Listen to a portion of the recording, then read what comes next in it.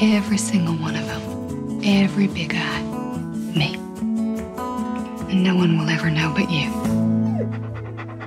It became sort of a dawning feminist story where we start Margaret as a 50s housewife, and she's coming out of a 50s little cookie-cutter suburb, and then she goes kind of into the crazy 60s, and then it ends in the 70s as women's lib is coming in, which sort of ties with her working up the courage to tell the truth.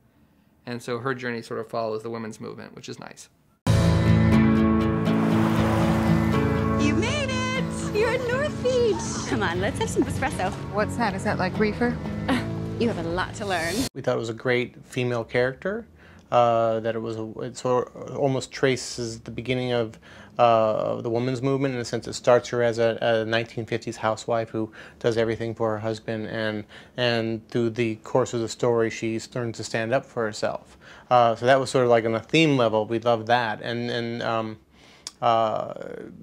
you know, there were so many interesting little things that happened along the way. We're very, Scott and I are very attracted to these sort of biographies of people who were sort of marginalized, people that you didn't think were important. What's your name? Margaret. Wouldn't you rather flirt with those girls down there?